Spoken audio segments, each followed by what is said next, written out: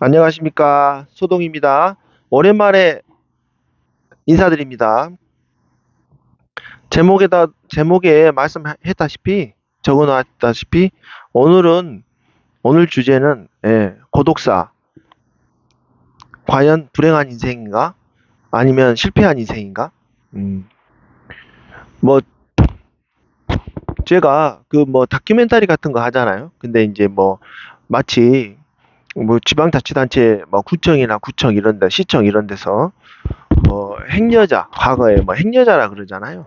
이렇게 친인척을 알 수 없거나, 다른 상속인들을 알 수 없거나, 그렇게, 그러신 분들은 이제 사망하셔가지고, 대부분 1인 가구죠. 사망하셔가지고, 그 사망한 것을 군청에서 위탁을 해서 어떤 그 업자한테 맡겨서 그 업자가 이제 그분 집에 가서 거주하던 곳이죠.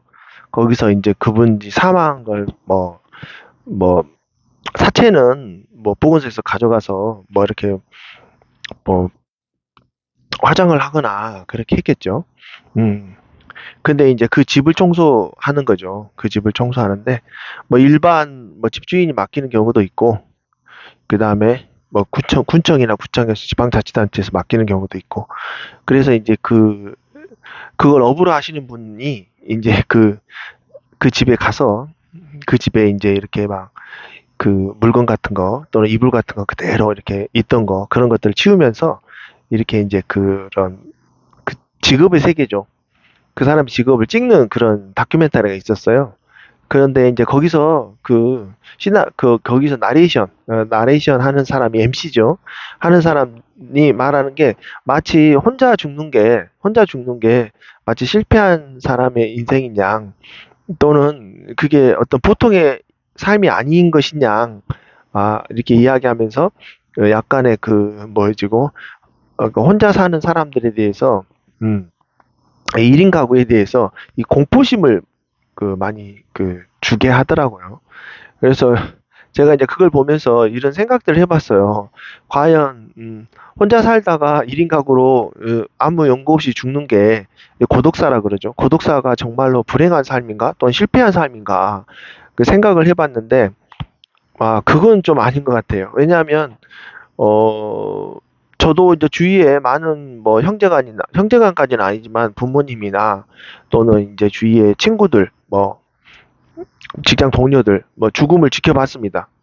직접 죽는 건 안 봤지만 갑자기 사고로 죽거나 죽음을 지켜봤는데 과연 그 죽음이 아무리 20살에 죽거나 30살에 죽거나 40살에 죽거나 80살에 죽거나 그 죽음이 그런 죽음이 이렇게 성공한 죽음이 있을까요? 대부분 다 그 죽음을 직면한 사람은 고독합니다. 고독하고 외롭고 해요. 왜냐하면 자기가 죽음을 혼자 직면해야 되는 문제잖아요. 어떤 인간이든 누구도 가보지 않는 길을 처음 가는 거잖아요. 무슨 영화 같은 거 막 근사한 외국 60년대, 70년대 영화 보면, 미국 영화 보면은 막 이렇게 딱 그 할아버지가 죽음에 직면해서 딱 침대에 누워 있는데 그 주위에 가족들이 이제 손자, 손녀 다 둘러싸서 마지막에 이렇게 유언을 하면서 힘이 빠져가지고 내 손자, 조카, 손녀, 내 아들 다음에 만나자 그렇게 하면서 숨을 꼴까닥 하면서 넘어가는 그런 장면이 죽음으로 가는 장면이 그 영화에서 나오는데 과연 그렇게 죽는 사람이 몇 프로나 될까요? 어, 우리 인간의 삶은 보통의 삶은 그냥 고독사가 기본이에요. 고독사가 기본이고 그게 결코 그게 실패한 삶은 아닌 것 같다. 그러니까 실패한 삶하고는 다른 의미인 것 같아요. 죽음을 직면하면 인간은 생로병사라고 했습니다. 그 삶이 있고 이게 생로병사라는 게 네 가지 어떤 그 과정이 아니라 어떤 네 가지 형태가 아니라 과정인 것 같아요. 생이 있으면은 삶이 태어났으면은 그게 점점 늙게 되고 늙으면은 늙어서 바로 죽음으로 가는 게 아니라 병을 꼭 거치게 돼 있어요. 우리가 자연사라고 하는 것도 사실 밝혀지지 않았지 캔서, 암이라고 의사들은 많이 주장하거나 생각을 해요. 밝혀지지 않아서 진단되지 않았을 뿐이지 사실상 그건 암이나 병에 의해서 병이 들어서 병원에서 안 죽었을 뿐이지 아침에 폐렴이나 이런 거 합병증에 의해서 아침에 눈을 못 뜨는 열이 나거나 해가지고 못 떠서 결국 죽음으로 가는 것이죠.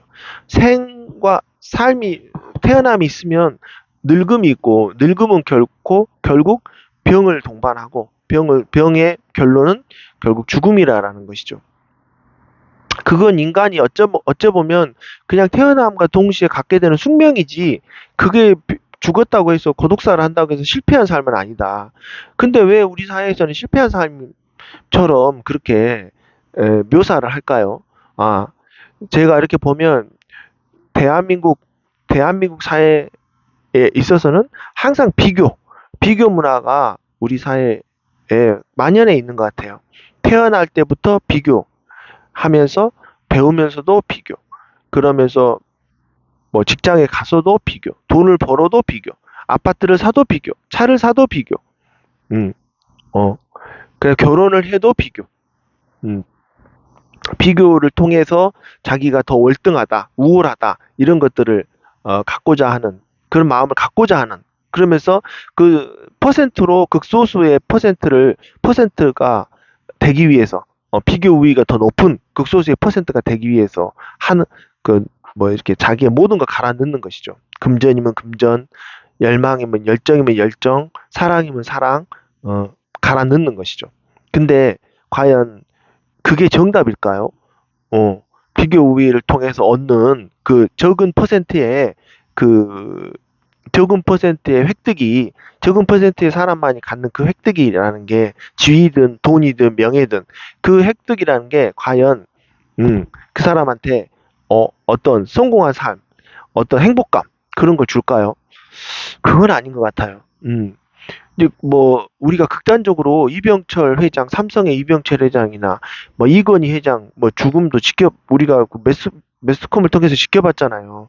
그 사람들의 죽음도 뭐 주위에서 마지막에 뭐 이렇게, 응? 침대에 누워서 뭐 손자 손녀들이 다 지켜보는 데서 숨을 꼴까당한 건 아니잖아요. 거의 이건희 같은 경우는 식물인간 상태에서 그냥, 어? 몇 년간, 응? 상속을 위해서 지연을 시키다가 결국 몇 년, 식물인간 상태에서 3, 4년을 계속 지연을 시키다가 결국 어느 시점에, 아, 산소호흡기를 빼버리면, 생명유지장치 빼면 그렇게 식으로 죽었잖아요. 이거는 매스컴에서 나온 거이기 때문에 제가 추측하는 거죠. 그렇게 사회적으로 성공했다기보다는 비교 우위에 있어서 0.1%에 속하는 사람들도 죽음은 그렇게 고독하고 외롭다. 근데 그 죽음이 실패한 삶일까요?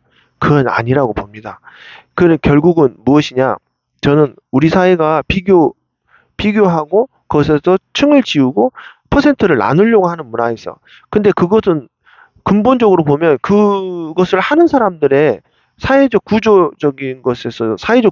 그런 것들을 열등한 거나 열등심 또는 우위심, 그런 것들을 갖게 하는 그 사회의 저변에 깔린 것들은 뭐냐면 자본주의적 속성이에요.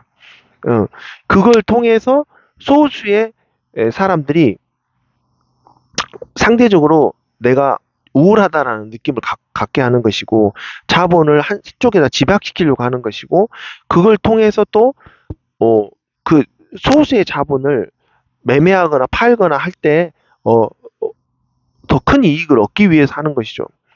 예를 들어서 비교라는 게, 우리가 어떤 물건을 사려고 할 때 매스컴을 통해서 여러 회사의 제품이 있잖아요. 그러면 그 제품에서 어떤 같은 품질이라고 했을 때 우리가 매대에서 선택하는 것은, 마트나 이런 데서 선택하는 것은 광고를 통해서 우리가 익숙해진 제품을 선택하거든요. 그러니까 그걸 통해서 비교 우위를 점하려고 하는 거예요. 비교 대상으로 삼아서 여러 제품을 비교해서 그 중에서 하나 제품을 갖게끔 하려고 하는 것이죠. 근데 그 저변에는 그 상업적 목적이 깔려 있다라는 것이죠. 우리 삶에 있어서 많은 자원, 우리 삶이 시작됨으로 해서 우리가 직장을 갖고 결혼을 하고 그러면서 갖게 되는 미래의 몇십 년 동안의 소득이나 잠재적 어떤 가치, 이런 것들이 어떤 은행 빚이라는 것을 통해서 잠식돼 버리듯이 먼저 그 사람 이득이 날 수도 있는데도 불구하고 그 빚을 미리 젊은 층한테 빚을 지우게 해가지고 그 빚을 통해서 그 자본 이익을 얻는 것처럼 그러면은 젊은 층들은 그 빚을 통해서 그 빚을 갚기 위해서 막 갈아 넣는 거예요. 자신의 삶을 갈아 넣는 거죠. 결혼도 하지 않고, 어? 결혼을 해도 애도 안 낳지 않고, 많은 자원을 그쪽에 아파트면 아파트, 뭐 차면 차, 이런 걸 통해서 그 갚아내면서 내가 그 사회에서 요구하는 어떤 비교적인 어떤 우월감을 느끼기 위해서 어떤 제품을 구매하거나 어떤 집을 사게 되거나, 어, 그걸 갚기 위해서 내 10년, 20년의 미래 가치로 송두리째 뺏겨버리는 결과를 갖게 되는 것이죠. 음, 결혼도 마찬가지라고 봅니다. 애 낳는 것도 마찬가지예요. 우리 사회가 그럼으로 해서 사실 현재 기성세대 자본가 있는 사람들이 그런 가치들을 미리 뺏어버리는 것이죠. 미리. 되게 우리 사회는 지금 자본주의화돼 있고 극도의 자본주의화돼 있는 건 분명한 것 같아요. 그러므로 저는 오늘 이렇게까지 말씀드리는 이유는 오늘 말씀드리고 싶은 것은 혼자 죽는 고독사 혼자 죽는 것들이 이제 1인 가구가 우리나라에서 대한민국에서 1인 가구가 차지하는 비중이 45%가 넘어가고 있대요. 그러면 다 어떻게 보면 어 일반화돼 있는 거죠. 그게 고독사라는 게 혼자 살다가 죽는 게. 예. 병원에서 죽을 수도 있고 요양병원에서 죽을 수 있지만 요양병원에서 죽는 것 또는 요양병원에서 죽는 것 아니 병원에서 죽는 게 성공한 삶입니까? 죽음은 모두 다 외롭고 슬프고 힘든 거예요. 그 사람한테 혼자한테만 죽는 당사자한테만. 예. 그래서 오늘 말씀드리고 싶은 것은 죽음은 실패가 아니다. 인생의 마지막이다. 마지막을 장식하는 거다. 죽음을 통해서. 자연으로 돌아가는 것이죠. 그게 실패, 성공을 비교하는 어떤 대상이 돼서는 안 된다.